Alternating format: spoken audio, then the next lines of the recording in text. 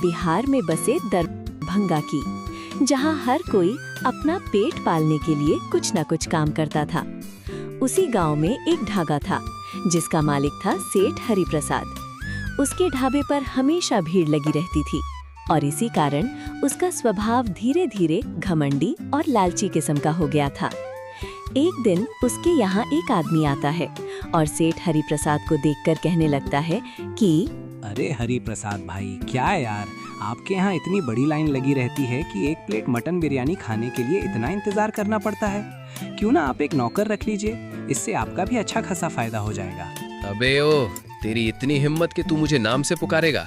एक झापड़ में शक्तिमान की तरह दुनिया घुमा दूंगा, समझा? इज्जत से बुलाया कर। और रही बात नौकर की, तुझे इतनी ही फिक्र हो रही है तो तू ही आजा, मेरा नौकर बन जा। साथ ही साथ तेल चटाई वाला काम भी शुरू कर देना।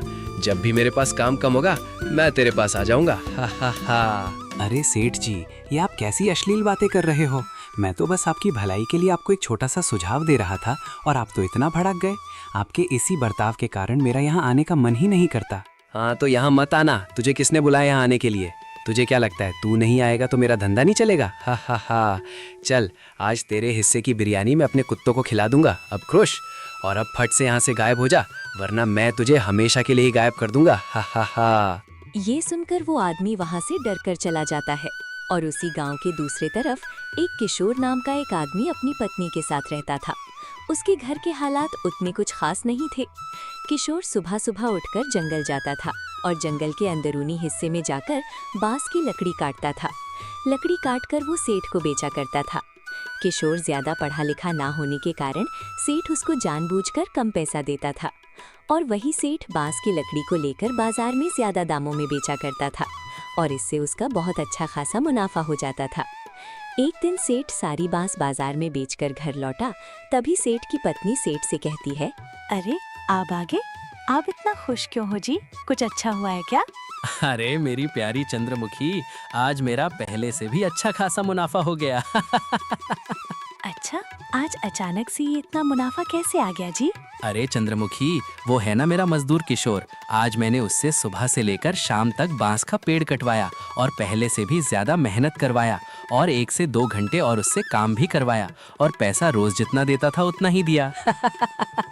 पर ये तो गलत है ना जी, उसे भी तो घर चलाना रहता है। अरे मेरी बुद्धू चंद्रमुखी, इसे ही तो बिजनेस कहते हैं और हम अगर गरीबों को नहीं लूटेंगे तो हम अमीर कैसे बनेंगे? वहीं दूसरी तरफ किशोर दिन रात मेहनत करके घर लौटता है। तभी उसकी बीवी उसे देखकर कहने लगती है, अरे आ गए तुम आखिरकार। आज कितने पैसे कमाए? आज तो तुम ज्यादा देर तक काम किए थे ना, बताओ बताओ। अरे तन्वी, मैंने ज्यादा काम किया था पर सेठ जी ने मुझे रोज के हिसाब से ही पैसा दिया है। मैंने उनसे मांगा पर उन्होंने मेरे मुंह पर मना कर दिया। बस इतना सा पैसा? मैं इतने कम पैसों में अपनी शॉपिंग कैसे करूंगी? हाय राम, छी, तुम्हें देखकर मुझे घिन आती है। तुम ना मेरी ख्वाहिशें पूरी कर सकते हो और ना ही मुझे संतुष्ट। किसी काम के नहीं हो तुम। छी, लानत है तुम पर। मेरी ही किस्मत फूटी थी जो तुम जैसे से शादी कर बैठी। छी है मेरी जिंदगी पर, छी छी। अरे तन्वी, ये कैसी बात कर रही हो तुम? और तुम ही बताओ, मैं तो सारी कोशिश कर रहा हूँ पर मुझे लकड़ी काटने के अलावा और कोई काम ही नहीं आता है। अरे तो इसमें मेरी क्या गलती है? गलती तो तुम्हारी है ना। मैंने आपसे कहा था क्या कि पढ़ाई लिखाई छोड़कर अपना ये मजदूरी वाला काम करो? छी। ये सुनकर किशोर दुखी हो जाता है और गुस्से में घर से निकल जाता है। चलते चलते किशोर एक मंदिर के पास आ पहुंचता है और भगवान से हाथ जोड़कर कहने लगता है, हाय प्रभु जगन्नाथ प्रेमानंदी, ये मेरे साथ क्या हो रहा है भगवान जी? मेरे साथ ही हमेशा ऐसा क्यों होता है? मैं क्या करूं? मुझे कोई ना कोई रास्ता दिखाइए। तभी जब किशोर प्रार्थना कर रहा होता है तभी उसके पास एक आदमी आता है जो किशोर का दोस्त होता है और किशोर को उदास देखकर कहने लगता है, अरे किशोर भाई, तू यहाँ? और तू इतना उदास क्यों है? कुछ हुआ है क्या? अरे दोस्त, तुम यहाँ? वैसे मैं क्या ही बताऊं। तभी किशोर उस आदमी को सारी बात बता देता है और सारी बात सुनकर वो आदमी किशोर को देखकर कहने लगता है, अच्छा तो ये बात है किशोर। अभी जो मैं तुम्हें बताऊंगा ध्यान से सुनना, ठीक है? और याद रहे, ये बात वो खड़ूस सेठ को नहीं पता लगनी चाहिए कि तुम्हें ये चीज मैंने बताई है। अरे दोस्त, ऐसी कौन सी बात है जो तुम मुझे उस सेठ से छुपाने के लिए बोल रहे हो? अच्छा ध्यान से सुनो। वो सेठ तुमसे दिन भर बांस कटवाकर तुम्हें बहुत कम पैसे देता है और फिर वही बांस बाजार जाकर दूसरे दुकानदारों को दुगने दाम में बेचता है। वहां से वो अच्छा खासा मुनाफा कमाता है और ये सिलसिला उसका कई सालों से चलता आ रहा है। अच्छा, वही सोचूं मैं कि इस सेठ की दिन ब दिन संपत्ति बढ़े जा रही है। तुम्हारा बहुत बहुत धन्यवाद दोस्त मुझे बताने के लिए। अब मुझे सब समझ आ रहा है। आइडिया, क्यों ना मैं कल चुपके से बांस लेकर उसी बाजार में दूसरे दुकानदारों को बेचकर देखूं? हाँ, यही सही रहेगा। तभी ये बोलकर किशोर घर लौट जाता है और सो जाता है। और अगली सुबह होते ही किशोर जंगल में बांस काटकर शहर के किनारे दुकानदार के पास जाने लगता है। जैसे ही किशोर उस दुकानदार के पास पहुंचता है, दुकानदार को देखकर किशोर कहने लगता है, अरे भाई, मैंने सुना है कि आप बांस की लकड़ी अच्छे दाम में ले रहे हो। हाँ भाई, तुमने सही सुना। वैसे मैं तुम्हें यहाँ पहली बार देख रहा हूँ। कहाँ से हो तुम वैसे? आपने सही पहचाना, मैं यहाँ पहली बार आया हूँ और मैं पास में बसे गांव से आया हूँ। मुझे कुछ बांस की लकड़ी, अगर आप मुझसे बांस ले लें तो आपकी कृपा होगी। अरे हाँ भाई, हाँ, मैं इसी के लिए तो बैठा हूँ यहाँ। वैसे एक बांस का भाव 200 रुपये है।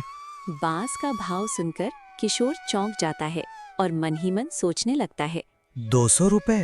बाप रे बाप, पूरे दिन बांस काटकर मुझे बस महीने का 400 मिलता था, पर यहाँ तो बस एक बांस बेचकर मुझे 200 रुपए मिल रहा है। वाह भाई वाह, मजा आ गया। अरे किशोर भाई, आप क्या सोच रहे हो? बताओ, आपको बांस बेचनी है कि नहीं? अरे हाँ भाई, मुझे बांस बेचनी है। जैसे ही किशोर उस दुकानदार को बांस बेचने वाला होता है, तभी वहाँ वही सेठ आ जाता है और किशोर को वहाँ देखकर गुस्से में कहने लगता है, साले किशोर के बच्चे, तेरी इतनी हिम्मत कि तू मेरी पीठ के पीछे से छुरा घोपेगा? साले जिस थाली में खाता है उसी में छेद करता है। अरे सेठ जी, ये आप क्या कह रहे हो? ऊपर से आप हम जैसे गरीब लोगों का फायदा उठा रहे थे। हम सुबह से लेकर शाम तक काम करते हैं और आप बस हमें महीने का 400 रुपए देते थे, और मुझे यहाँ आकर पता लगा कि 400 से लेकर 600 तो मैं एक दिन का कमा लूंगा। तुम जैसे गरीबों को लूटने में ही मुझे मजा आता है। वैसे तुझे क्या लगता है, तुझसे बांस यहाँ कौन खरीदेगा? इस इलाके पर मेरा दबदबा चलता है और मेरी इजाजत के बिना यहाँ परिंदा भी पर नहीं मार सकता। अरे रही बात तेरे बांस बेचने की, अब देख मैं क्या करता हूँ। सुनो सुनो सुनो, आज से कोई भी आदमी इस किशोर से बांस नहीं खरीदेगा, और जो भी इससे बांस खरीदेगा उसके हाथ पैर तोड़कर बांस में डाल दिया जाएगा। अब देखते हैं तुझसे ये बांस कौन खरीदता है। अरे सेठ जी, ये तो सरासर नाइंसाफी है। मैं तो अपनी मेहनत से बेच रहा था, इसमें मेरी क्या गलती है? ये तो मेरा हक बनता है। अबे हट हट, मुझे वो सब पता नहीं। अभी तुझे जो करना है कर, और हाँ, कल से काम पर मत दिख जाना, वरना तेरा बांस बनाकर लंदन भेज दूंगा, समझा? तभी ये सब बोलकर सेठ वहाँ से चला गया और सेठ की धमकी के कारण किशोर का बांस बाजार में कोई नहीं खरीद रहा था। किशोर उदास मन से वापस आकर एक पेड़ के नीचे बैठ जाता है और मन ही मन सोचने लगता है, अरे ये मेरे साथ क्या हो गया? मेरी नौकरी भी चली गई और मेरा कमाने का जरिया भी। अब मैं अपनी बीवी को क्या मुंह दिखाऊं? वो तो और चिड़चिड़ करेगी। अब मैं करूं तो क्या करूं?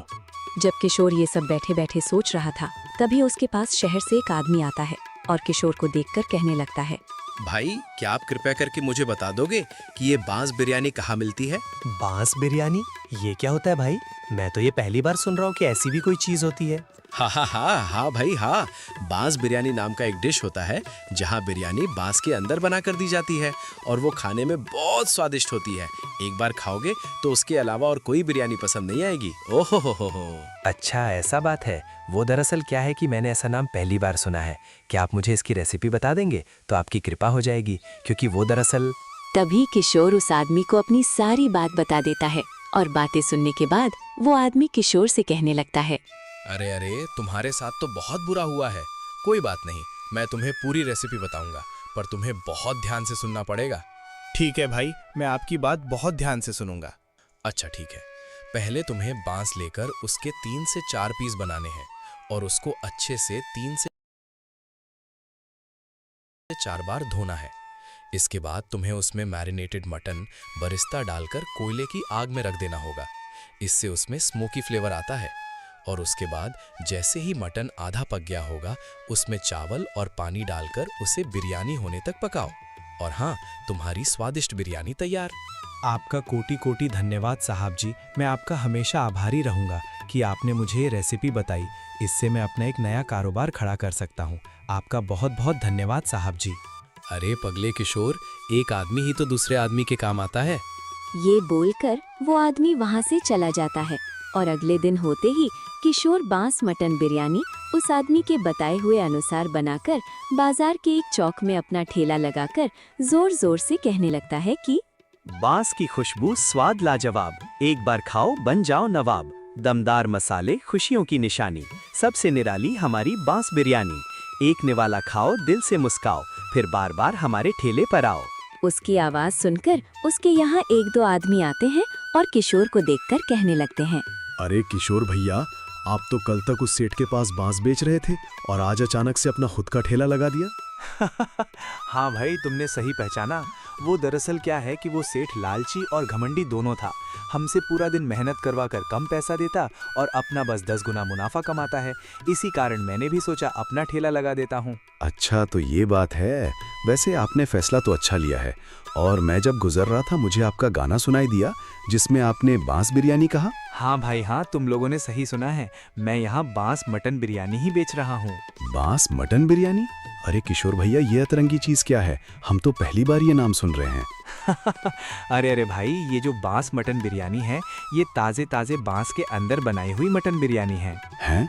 आपने बांस क्यों इस्तेमाल किया? आपके घर पर बर्तन की कमी हो गई थी क्या किशोर भैया, जो आप बांस इस्तेमाल कर रहे हो?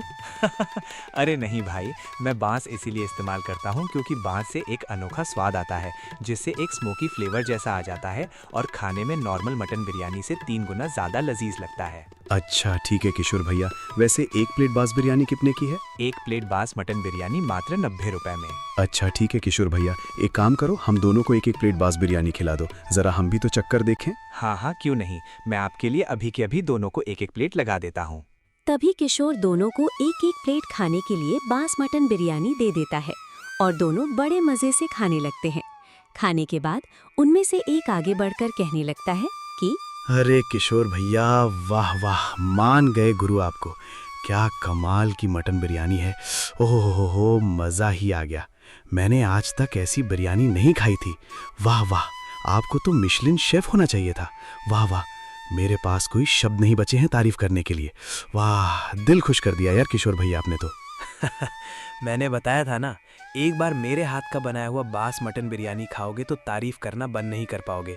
और मुझे खुशी हुई कि आपको मेरे हाथ का बनाया हुआ बांस मटन बिरयानी इतना पसंद आया। हाँ किशोर भैया, मान गए आपको। और हाँ, मुझे यकीन है कि मेरी मम्मी को भी ये पसंद आएगी। एक काम करो किशोर भैया, आप मेरे लिए एक प्लेट बांस मटन बिरयानी पार्सल कर दो। ठीक है ठीक है। और हाँ, याद रखना भाई, गाँव वालों को मेरी स्पेशल बांस स्टाइल मटन बिरयानी के बारे में बोलना मत भूलना। तभी दोनों वहां से निकल जाते हैं और थोड़ी ही देर में लंबी भीड़ लग जाती है और भीड़ कम होने का नाम ही नहीं ले रही थी। देखते ही देखते किशोर की सारी बांस मटन बिरयानी खत्म हो गई और किशोर खुशी खुशी घर चला जाता है। घर पहुंचते ही उसे देखकर उसकी बीवी तन्वी कहने लगती है, अरे आप आ गए, बताओ बताओ, आज आपका धंधा कैसा गया? अरे तन्वी, आज मेरा धंधा बहुत अच्छा गया और हमारा अच्छा खासा मुनाफा भी हो गया।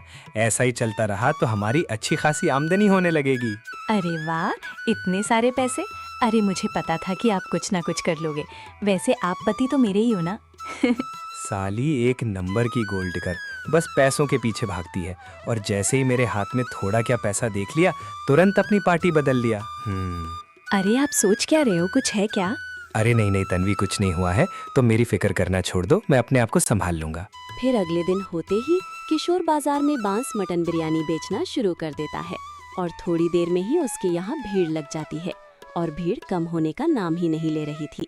थोड़े ही समय में उसकी सारी बांस स्टाइल मटन बिरयानी बिक जाती है। ऐसा ही करते करते 3 से 4 दिन बीत जाते हैं और किशोर का अच्छा खासा मुनाफा हो गया था। और वहीं दूसरी तरफ सेठ हरिप्रसाद का ढाबा पूरी तरह से बंद होने के कगार में आ रहा होता है। तभी गुस्से में आकर सेठ हरिप्रसाद मन ही मन सोचने लगता है, अरे ये किशोर का बच्चा, जब से इसने अपना धंधा खोला है उस दिन से मेरा ढाबा चलना ही बंद हो गया। लगता है इसको सबक सिखाना ही पड़ेगा। आइडिया, क्यों ना मैं फॉरेस्ट डिपार्टमेंट को कॉल करके सारी बात बता दूं और इस तरह उस किशोर का ठेला बंद हो जाएगा। अगली सुबह जब किशोर जंगल में बांस काटने जाता है, तभी सेठ हरिप्रसाद फॉरेस्ट डिपार्टमेंट को कॉल करके सारी बात बता देता है और फॉरेस्ट डिपार्टमेंट के इंस्पेक्टर जंगल में पहुंच जाते हैं। तभी किशोर को देखकर इंस्पेक्टर साहब कहने लगते हैं, अरे तुम्हारा ही नाम किशोर है ना? आज से तुम्हें जंगल से लकड़ी काट कर लेना मना है। हमें पर्यावरण बचाना है। उसे बिगाड़ना नहीं है। पर साहब, मेरा पूरा घर तो इसी से चलता है। ये तो मेरी कमाई का जरिया है। अगर मैं इस बांस को इस्तेमाल नहीं करूंगा तो क्या करूं मैं? वो सब हमें कुछ नहीं पता। हम अपना काम कर रहे हैं। हम बस तुम्हें आज छूट दे सकते हैं, और अगली बार अगर हमें यहाँ से लकड़ी काटते हुए दिखाई दिए तो तुम्हें सीधा जेल में डाल दूंगा। इसलिए आज से तुम्हारा जंगल से लकड़ी काटना बंद। ठीक है साहब जी। ये बोलकर किशोर वहाँ से चुपचाप चला जाता है और बरगद के पेड़ के नीचे बैठकर सोचता है।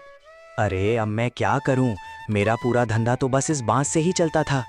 क्या करूं मैं? आइडिया। क्यों ना मैं मटन बिरयानी मामूली बनाकर उसमें बस कोयला और मक्खन का तड़का देकर सबको बांस मटन बिरयानी बोलकर बेचना शुरू कर दूं। वैसे भी किसी को पता भी नहीं चलेगा। हाँ, यही सही रहेगा। सबको बोल दूंगा कि बांस थोड़ा ज्यादा गंदगी और ज्यादा कचरा कर रहा था, इसीलिए घर से बनाकर लाता हूँ। हा हा हा। अगले दिन होते ही किशोर घर से बिरयानी बनाकर उसे बर्तन में डालकर बेचना शुरू कर देता है। तभी उसके पास एक आदमी आता है और किशोर को देखकर कहने लगता है कि अरे किशोर भैया, मैं ये क्या देख रहा हूँ? कल तक तो आप बांस मटन बिरयानी बेच रहे थे और आज आप नॉर्मल मटन बिरयानी बेचना शुरू कर दिए। ऐसा क्यों? अरे भाई, ये बांस मटन बिरयानी ही है। वो क्या है कि बांस इस ठेले पे बहुत जगह ले रहा था, इसलिए मैंने सोचा घर से बनाकर ही ले आता हूँ। इससे काम भी जल्दी जल्दी हो जाएगा। अच्छा, ऐसी बात है क्या? ठीक है, एक काम करो, मुझे एक प्लेट बांस मटन बिरयानी लगा दो। तभी किशोर उस आदमी को एक प्लेट मटन बिरयानी खाने को दे देता है और खाने के बाद वो तारीफ करके वहाँ से चला जाता है। देखते ही देखते उसके यहाँ रोज की तरह भीड़ बढ़ने लगती है और सब किशोर के पास ही आने लगते हैं। दूसरी तरफ सेठ हरिप्रसाद का ढाबा वैसे ही सुनसान पड़ा था। तभी सेठ हरिप्रसाद गुस्से में आकर मन ही मन सोचने लगा। अरे मैं अब क्या करूं? इतना सब करने के बाद भी वो किशोर का बच्चा कुछ ना कुछ उपाय करके धंधा चला लेता है और इसी कारण मेरे ढाबे पर लोग आ ही नहीं रहे। क्या करूं मैं? मुझे कुछ ना कुछ तो करना पड़ेगा, वरना मेरा तो धिंक चिका हो जाएगा। एक काम करता हूं, अभी जाके मस्त देसी दारू लपेटता हूं, उसके बाद ही मेरे दिमाग की बत्ती जलेगी। तभी सेठ हरिप्रसाद शराब की दुकान में जाकर एक देसी पौवा पी जाता है और रास्ते में चलने लगता है। तभी उसे किशोर भी दिख जाता है जो काम खत्म करके घर जा रहा होता है। तभी सेठ हरिप्रसाद सोचने लगता है, एक काम करता हूँ, आज उसको निपटा देता हूँ, तो ना रहेगी बांस, ना बजेगी बांसुरी। तभी सेठ हरिप्रसाद शराब की बोतल को किशोर के सिर पर फेंक कर मार देता है और किशोर वहीं बेहोश हो जाता है और सेठ हरिप्रसाद वहां से भाग जाता है। तभी वहां एक आदमी आता है और किशोर को घायल देखकर एम्बुलेंस में अस्पताल भेज देता है।